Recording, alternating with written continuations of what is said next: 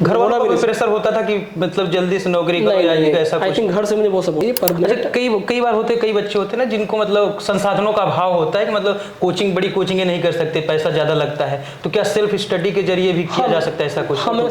तो क्या मतलब 2-3 महीने में ऐसे मतलब ज्वाइनिंग हो जाएगी या साल 2 साल? उतना टाइम नहीं, मतलब सीधे आप केंद्रीय सचिवालय जाएंगे? ओके, कल जैसे रिजल्ट आ गया, आपका दूसरे स्थान पर चयन हो गया, अब आगे की प्रक्रिया क्या होगी?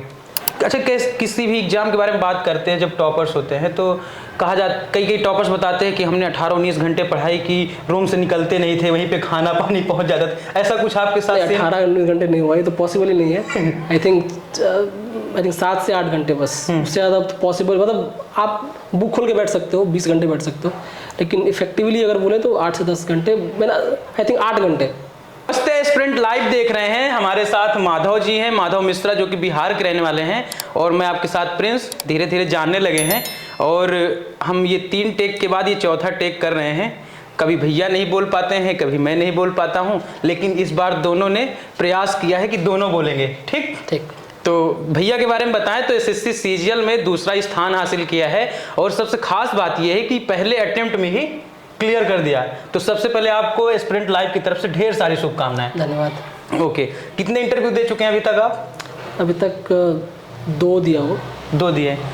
3 दे चुका हूँ। फोन कॉल्स तो आ रहे होंगे क्योंकि कल रात में रिजल्ट आया है। फोन कॉल्स आए हैं। हाँ, ऐसा भी हुआ है कि कोई टीचर्स का कॉल आया हो कि बेटा हमारे यहाँ आपका लिस्ट में नाम छपवा देते हैं कुछ? नहीं, रूमर सुना हो, लेकिन मुझे एक्सपीरियंस नहीं हुआ इस चीज़ का। अभी नहीं हुआ? कोई नहीं, अभी समय है, अभी तो कुछ ही घंटे बीते हुए हैं। तो माधव जी, जैसे आपने दूसरा स्थान हासिल किया, तो आई थिंक रात में रिजल्ट आया था 10-11 बजे? 10-11 बजे रिजल्ट आया। तो सबसे पहले क्या प्रतिक्रिया थी आपकी? घर वालों को कॉल किया? घर वालों को सबसे पहले उन्हीं को कॉल किया। मैं अभी तो यहाँ दिल्ली रहता हूँ, तो कोई था नहीं आसपास, तो फ़ोन उन्हीं को करना था, तो उनको कॉल किया, फिर उनको बताया रिजल्ट ऐसे ऐसे रैंक 2 है, ऑल इंडिया रैंक। तो फिर उनका रिएक्शन जो होता है नेचुरल, वो इमोशनल वाला वो था। आप भी भावुक हो गए होंगे? हाँ, भावुक तो था। आई थिंक बिलीव नहीं हो रहा था कि मतलब रैंक 2 है। तो एकदम से जैसे क्या होता है कि दिल्ली, और दिल्ली के खासकर वजीराबाद, मुखर्जी नगर, करोल बाग, जहाँ पे ये स्टूडेंट का एरिया है, वहाँ पे जो स्टूडेंट रहता है, यहाँ पे कम से कम हज़ारों लोगों का हर साल किसी न किसी विभाग पे चयन होता है। तो कहीं ना कहीं बदलाव आता है क्या चयन के पहले जो होता है उसके बाद जो होता है, कि वैसे ही रहता है नॉर्मली? अभी तक तो चयन के पहले वाला एक्सपीरियंस मुझे है। जो माधव चयन के पहले था वही चयन के बाद? अभी तक तो हूँ, अभी तक तो अंदर एंटर नहीं हुआ, अभी तो सिलेक्शन ही हुआ है, तो आई थिंक वो ओवर पीरियड ऑफ टाइम हो जाएगा। हो जाएगा, कोई नहीं, वो एक्सपीरियंस हो जाएगा, तो उसका डिफरेंस। मुझे लगता है कहीं ना कहीं फिर अपने जो हाव भाव है तो उसमें बदलाव भी लाना पड़ता है, क्योंकि आपका जो परिवेश होता है एकदम से बदल जाता है। एक स्टूडेंट के पास परिवेश होता है, उसके बाद जब आप जाते हैं बड़े पद पे तो ऑफिसर के साथ बैठना होता है, ये सब तो बदलाव जरूरी भी है। ऐसा कुछ? बिल्कुल, क्योंकि हर जॉब का अपना अपना आई थिंक वो डिकोरम होता है, तो वो मेंटेन करना पड़ता है। तो आप स्टूडेंट की जो होती है मतलब जो पर्सोना होता है और एक ऑफिसर का पर्सोना में थोड़ा डिफरेंस तो होगा ही। अच्छा, किसी भी एग्जाम के बारे में बात करते हैं, जब टॉपर्स होते हैं तो कई टॉपर्स बताते हैं कि हमने 18-19 घंटे पढ़ाई की, रूम से निकलते नहीं थे, वहीं पे खाना पानी पहुंच जाता था, ऐसा कुछ आपके साथ? 18-19 घंटे नहीं हुआ, ये तो पॉसिबल ही नहीं है। आई थिंक 7 से 8 घंटे बस, उससे ज़्यादा तो पॉसिबल, मतलब आप बुक खोल के बैठ सकते हो 20 घंटे बैठ सकते हो, लेकिन इफेक्टिवली अगर बोले तो 8 से 10 घंटे, मैंने आई थिंक 8 घंटे। अच्छा, जैसे हम जिस माधव से मिल रहे हैं अभी तक 3-4 घंटे से हम लोग साथ में हैं, जैसे हमने आपसे बात की, हाव भाव देखा, तो नॉर्मली है, मतलब ऐसा कुछ नहीं। तो ये जो चयन हुआ आपको, उसके पहले भी ऐसा था कि पहले बहुत टेंशन होता था, ऐसा कुछ कि होगा कि नहीं? वो तो एक्चुअली हर स्टूडेंट को होता है, वो तो ऑब्वियसली होता है कि जब तो रिजल्ट आया तो लगता है कि होगा नहीं होगा। तो हाँ, वो सब था, लेकिन हाँ नेचर वाइज आई थिंक कुछ चेंज नहीं हुआ है, क्योंकि घर वालों का भी प्रेशर होता था कि मतलब जल्दी से नौकरी करो या ऐसा कुछ? आई थिंक घर से मुझे बहुत सपोर्ट मिला, आई थिंक हर तरह से, आई थिंक फाइनेंशियली, इमोशनली और हर तरह से जो होता है, जो एक घर में सपोर्ट मिल सकता है, वो एनवायरनमेंट घर में था कि मतलब कभी प्रेशराइज नहीं किया गया, नहीं आपको जल्दी से क्लियर करना, नहीं शादी कर दी जाएगी, ऐसा कुछ? घर लौट आओ, ऐसा तो नहीं होता है हम लोग में, तो पहले नौकरी लगती है फिर शादी होती है। माधव जी की उम्र क्या होगी? मेरी 23 है। 23 साल में सेकंड रैंक के साथ एसएससी सीजीएल क्लियर कर दिया आपने। ठीक है, जैसे कि मैं तो अभी पत्रकारिता का छात्र हूँ, अगर मुझे एसएससी सीजीएल क्लियर करना हो, मतलब उसमें मुझे जॉब पानी हो, तो क्या करना होगा मुझे, क्या तैयारी कैसे करनी होगी? आई थिंक इसमें आपको आई थिंक 8 से 9 महीना तो आई थिंक मिनिमम लगेगा प्रिपरेशन, अगर आप 0 से करते हैं तो।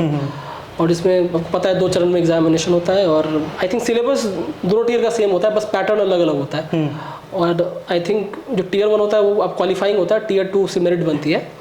उसमें 4 सब्जेक्ट्स होते हैं, मैथ, इंग्लिश, रीजनिंग, जीके। मैं टीयर 2 पे आता हूँ सीधा। टीयर 1 आई थिंक 25 क्वेश्चन के चारों होते हैं और आपको क्वालिफाई करना होता है, एक स्पेसिफिक कट ऑफ आपको क्लियर करना होता है डिपेंडिंग अपॉन कि कितनी वैकेंसी है।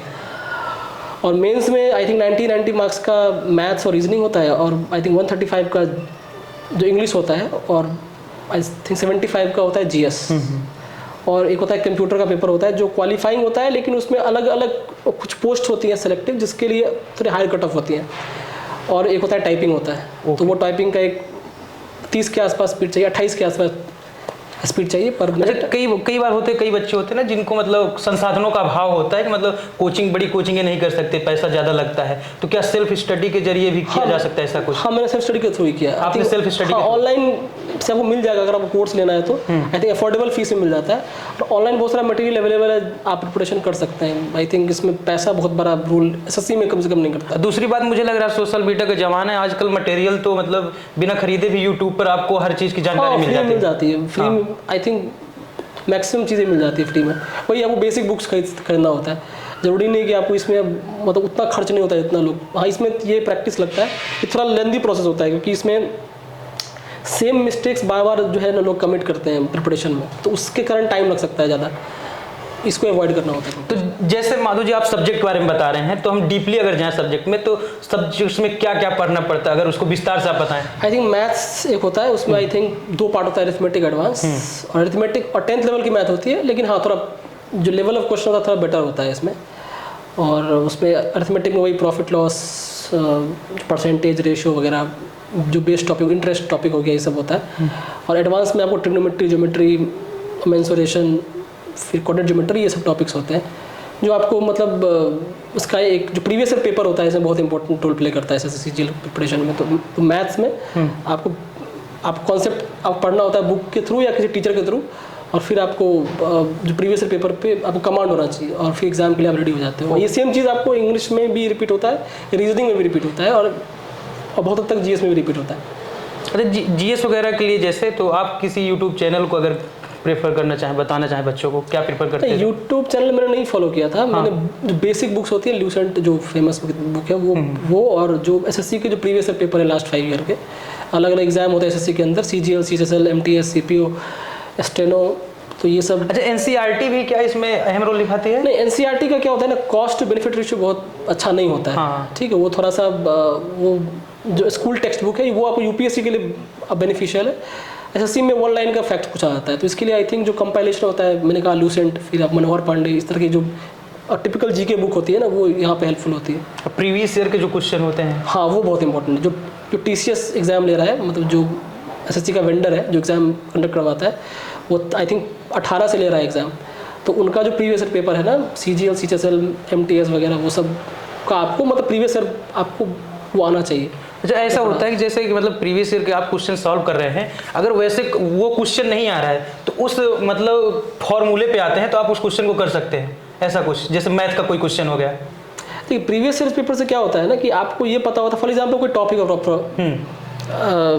प्रॉफिट लॉस है, प्रॉफिट लॉस में अनंत तक क्वेश्चन बन सकते हैं। प्रीवियस ईयर से क्या होता है, आपको एक डायमेंशन पता होता है कि इस डायमेंशन में ही इस पे सवाल बन सकता है जो एसएससी पूछ सकता है, वो आपको क्लियर हो जाता है ना, तो आपका फिर आसान हो जाता है काम आपके लिए। क्योंकि अगर आप प्रॉफिट लॉस पढ़ना चाहेंगे तो आप आई थिंक 1 दर्जन किताबें उसके लिए, तो प्रीवियस ईयर यहाँ पे हेल्प करता है आपको जीरो, मतलब बोलते हैं जीरो इन करने के लिए कि आपको मतलब क्या पढ़ना है। माधव जी, ये पूछना चाहूँगा, जैसे सीजीएल में इंटरव्यू भी होता है? नहीं, इससे पहले हुआ करता था, इसमें कुछ इंटरव्यू पोस्ट होते थे, कुछ नॉन इंटरव्यू पोस्ट होते थे। आई थिंक 2015 में जो रिसेंट इंटरव्यू का सेक्शन ही समाप्त कर दिया। हाँ, हटा दिया। ग्रुप बी में अब कहीं पे इंटरव्यू नहीं होता है। हाँ, कई बच्चों के मन में संशय होता है ना कि मतलब होता है नहीं, डीएम करते हैं तो उसके लिए। ये अब पहले हुआ करता था, अब ऐसा नहीं होता है। अब आपको सिर्फ अब रिटन एग्जाम पे सब कुछ निर्भर करता है। तो आपका सीजीएल में किस पोस्ट पर चयन हुआ है? मैंने एएसओ सीएसएस को चूज़ करा है।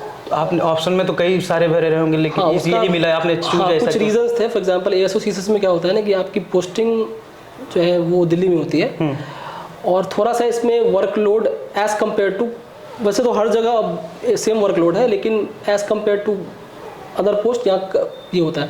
मुझे आगे यूपीएससी प्रिपरेशन करनी है तो मुझे थोड़ा सा टाइम चाहिए एक्स्ट्रा, तो उस कारण से। और एक बात होती है सीएसएस में कि इसमें जो आपको जो 9 to 5 जो ऑफिशियल आवर होता है, वो जो लिमिट है वो ब्रीच नहीं होता है। वो आपको 5 बजे मोस्ट ऑफ द केस आप घर चले जाते हो, तो उसके लिए फिर आप यूपीएससी के लिए वो आई थिंक थोड़ा बेनिफिशियल होता है। इस कारण से मैंने पोस्ट चूज़ करी, इसीलिए मैंने एमईए या जो और अदर टैक्स होता है वो सब मैंने चूज़ नहीं करी। मतलब सीधे आप केंद्रीय सचिवालय जाएंगे? हाँ, और उसके थ्रू इसमें और भी पोस्ट होती होंगी? हाँ, अगर उसके बारे में आप बताना चाहें तो। फॉर एग्जाम्पल इनकम टैक्स होता है, जीएसटी इंस्पेक्टर होता है। हाँ।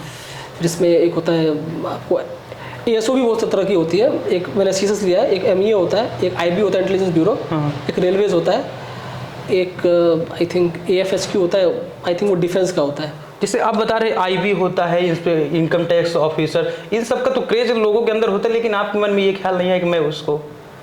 हाँ, ये थोड़ा सा है। देखिए आई थिंक हर पोस्ट कुछ प्रोज एंड कॉन्स होती है, तो फिर अगर मैं ये पोस्ट को ऑप्ट करता तो शायद मुझे यूपीएससी का ड्रीम वही स्टॉप करना पड़ता, क्योंकि शायद मैं वो पोस्ट ले सकता था लेकिन फिर आगे प्रिपरेशन करना मुश्किल होता। तो मुझे 2 में से एक रास्ता चुनना था, तो मैंने इसको चूज़ किया। ओके, कल जैसे रिजल्ट आ गया आपका, दूसरे स्थान पर चयन हो गया, अब आगे की प्रक्रिया क्या होगी? आगे की प्रक्रिया ये होगी कि अब नहीं, इस बार पैटर्न थोड़ा अलग है, मतलब चेंज हुआ है पैटर्न। तो पहले डीवी जो है एसएससी कराती थी, इस बार जो है जो आई थिंक कंसर्न मिनिस्ट्री है वो डीवी कराएगी। आई थिंक 2 से 2.5 महीने का ऊपर प्रोसेस होता है। ठीक। अब पता नहीं कितना टाइम लगेगा, क्योंकि इस बार जो फर्स्ट टाइम डीवी जो है डायरेक्टली वही करवा रही है। तो उसमें वो आपको डॉक्यूमेंट चेक करते हैं कि आपके डॉक्यूमेंट वो सही है कि नहीं, आपको 10th के मार्क्स, 12th, ग्रेजुएशन या आपका कैटेगरी सर्टिफिकेट वो चेक करते हैं। तो यहाँ जैसे डॉक्यूमेंट वेरिफिकेशन, तो वहाँ से भी बच्चों को निकाला जाता है? हाँ बिल्कुल। अगर फॉर एग्जाम्पल मैंने क्लेम किया है कि मैंने ग्रेजुएशन किया है, मैंने नहीं किया है ग्रेजुएशन, तो वहाँ पर रिजेक्ट हो जाऊंगा। तो ये जो रैंक 2 है मान लीजिए, वो कोई फायदा नहीं है वहाँ पर। तो वो रैंक दूसरे पे चली जाएगी ऐसा? वो रैंक खाली, मतलब हाँ, वो सीट खाली रह जाएगी। ओके ओके, ये हो सकता है। इसके आगे की प्रक्रिया फिर क्या होती है डॉक्यूमेंट वेरिफिकेशन के बाद? उसके बाद ज्वाइनिंग होती है। जो है ट्रेनिंग पीरियड क्या होता है? ट्रेनिंग अलग अलग पोस्ट की ट्रेनिंग, फॉर एग्जाम्पल इसके लिए ट्रेनिंग होती है 2 से 2.5 महीने। ISTM शायद बोलते हैं उसको, यहाँ पे दिल्ली में है। ओके। तो वहाँ पे 2 से 2.5 महीने की ट्रेनिंग होती है। उसके बाद आप ASO, उसके बाद आई थिंक मिनिस्ट्री का प्रेफरेंस फॉर्म फिलअप करते हैं। उसका मुझे ऑर्डर नहीं पता है कि मतलब फिल पहले करते हैं कि बाद में करते हैं, थोड़ा वो तो अब आगे आपका जब बुलाया जाएगा तो आगे पता चलेगा। और उसके बाद जो है आपको जो अलग अलग मिनिस्ट्री वो अलॉट होती है, होम। तो क्या मतलब 2-3 महीने में ऐसे मतलब ज्वाइनिंग हो जाएगी, या साल 2 साल? नहीं, उतना टाइम लगता है, आई थिंक 2-3 महीने में हो जाएगा ज्वाइनिंग हो जाएगी। तो चलिए, उसके लिए आपको ढेर सारी शुभकामनाएं। लास्ट में अगर हमारे व्यूअर्स को कुछ आप सलाह देना चाहें पढ़ाई के लिए, क्योंकि लोग तैयारी तो बहुत करते हैं CGL SSC CGL की, लेकिन कई चीज़ें पता नहीं होती हैं, भ्रम में रहते हैं, तो उन लोगों को अगर आपको आई थिंक CGL जो एग्जामिनेशन होता है, इसका सबसे बड़ा जो की पॉइंट है वो ये है कि ये एग्ज़ाम हाईली कॉम्पिटिटिव है। मैंने बोलूँगा कि बहुत टफ है। तो एग्जामिनेशन के आई थिंक 6 to 7 मंथ पहले, मैं प्री की बात कर रहा हूँ, आप प्रिपरेशन स्टार्ट करें और कंसिस्टेंट रहे उसमें, तो एग्जाम डुएबल है। मैं एटलीस्ट बता रहा हूँ 6 मंथ, वो डिपेंड करता है। अगर आपके बेसिक्स वीक है तो आपको 1 साल भी लग सकता है, लेकिन आपको 1 साल कंसिस्टेंट रहना पड़ेगा।